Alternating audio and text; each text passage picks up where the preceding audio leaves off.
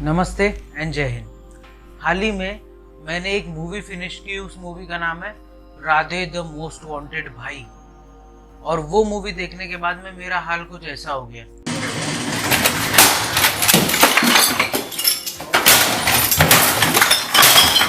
बहरहाल इसी के बारे में आपसे बात करूंगा, मेरे एक्सपीरियंस से शेयर करूंगा, मेरा रिव्यू दूंगा, मेरा व्यू रखूंगा। मुझे ये मूवी कैसी लगी ये बताऊंगा। आप बने रहिए, देखते रहिए exposing star with Shantanu.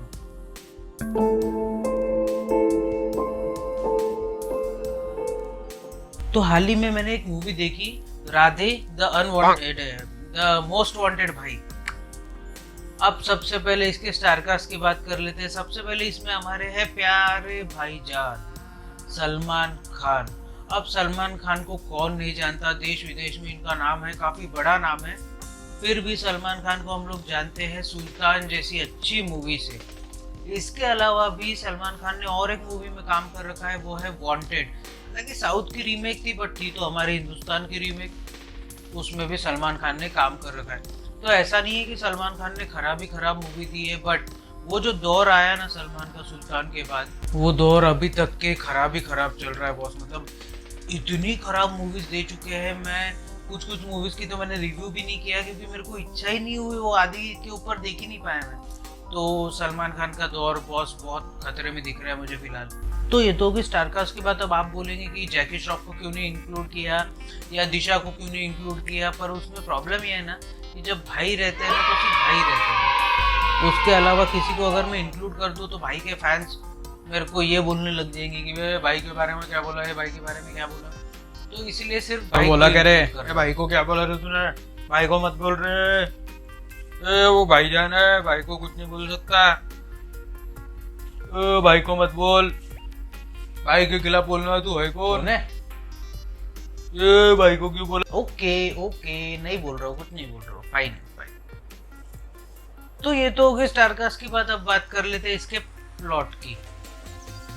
Radhe the most wanted भाई का प्लॉट है क्या। शुरुआत होती है मुंबई नगरी से। मुंबई नगरी में जहाँ पे सपनों की नगरी है, माया नगरी है, उस मुंबई नगरी में कई लोग अपनी किस्मत आजमाने आते हैं, पर कई लोग ऐसे भी हैं जो वहाँ पे अपना भाईगिरी का धंधा या फिर ड्रग्स का धंधा सेट करने आते हैं। ऐसी ही मुंबई नगरी में रणदीप हुड्डा आते हैं अपने ड्रग्स का धंधा बढ़ाने को, और उस ड्रग्स के चपेट में आते हैं छोटे छोटे बच्चे, 16 साल के बच्चे, 15 साल के बच्चे, 17 साल के बच्चे, जो हमारे देश का भविष्य है। वो आ जाते हैं इस ड्रग्स के जंगल में।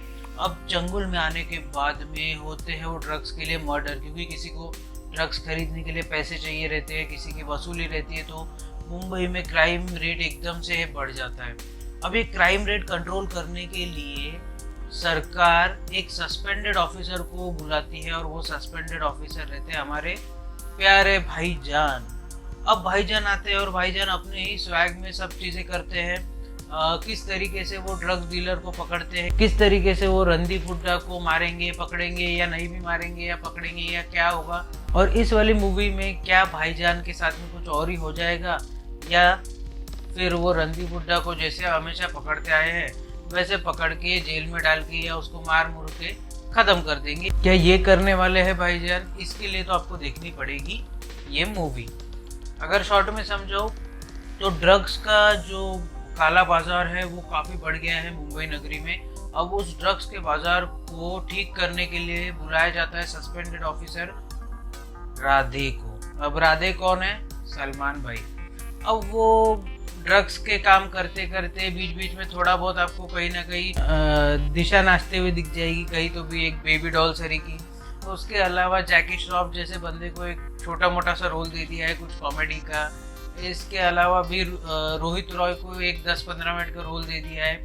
ऐसे 15-15 मिनट के सबके रोल दे के 1-1.5 घंटा भाई ने खुद के ऊपर रख के पूरी मूवी बना डाली है। तो ये तो हो गई प्लॉट की बात। सबसे बेकार मैंने प्लॉट आज तक रिव्यू किया होगा, क्योंकि मुझे मूवी ही वैसी थी कि मुझे प्लॉट समझा ही नहीं। जितना अगर आपको समझा होगा तो मुझे कमेंट करके जरूर बताना।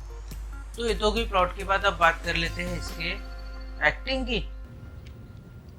No God! No God, please no! भाई ने एक्टिंग की है, ठीक है, कर लेते हैं इसके एक्टिंग की। एक्टिंग मुझे कैसी लगी यार? नहीं, मैं नहीं बोलूंगा, मेरे को बोलना ही नहीं है बॉस, क्योंकि सलमान खान और एक्टिंग, मतलब मैं ऑफेंसिव नहीं होना चाहता हूँ, बट पहले पहले बहुत अच्छी एक्टिंग करते थे यार कुछ कुछ मूवीज में, पर अभी ना उनकी एक्टिंग में मेरे को बिल्कुल मजा नहीं आ रहा है। सीरियसली बोलूँ तो बहुत ज्यादा मजाक कर लिया मैंने वीडियो में, पर मुझे एक्टिंग में बिल्कुल मजा नहीं आ रहा है। रणदीप हुड्डा ने बहुत अच्छी एक्टिंग की है, जबरदस्त एक्टिंग की है। इनफैक्ट उनकी जब वो स्क्रीन पे आते हैं, जब हम उनको देखते हैं ना, बहुत जबरदस्त मजा आता है उनको देख के। तो ये तो हो गया एक्टिंग के बाद, अब बात कर लेते हैं स्टोरी। फिर आए स्टोरी की बात भी भाई के मूवीज में करना शायद बेईमानी है ना, क्योंकि स्टोरी होती ही नहीं है। यूँ समझ लीजिए कि होता क्या है कि भाई 100 गुंडों को मार रहे हैं, उसके बाद में भाई ने 100 गुंडों को मार के अपने आप पे कोई एक लड़की ला ली, शादी कर ली, शादी के ख्वाब दिखा दिए, और बस वही हीरोगिरी करते रहते हैं भाई। इधर से कूदेंगे, वहां से कूदेंगे, फिजिक्स के नियम की धज्जियां उड़ाएंगे, यही करते हैं भाई। तो यही चीज़ है स्टोरी में। तो स्टोरी से मैं बहुत खफा हूँ, मुझे बिल्कुल पसंद नहीं आई। अब कोई लोग मुझे ये भी पूछेंगे कि भाई क्यों। मैंने ये रिव्यू करने में 2 दिन ली।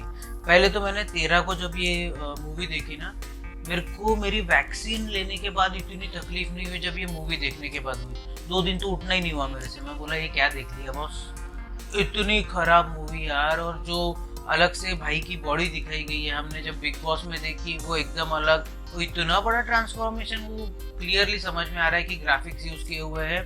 तो भाई की बॉडी जो दिखाई गई है वो उसमें मत जाइएगा, स्टोरी में बिल्कुल मत जाइएगा।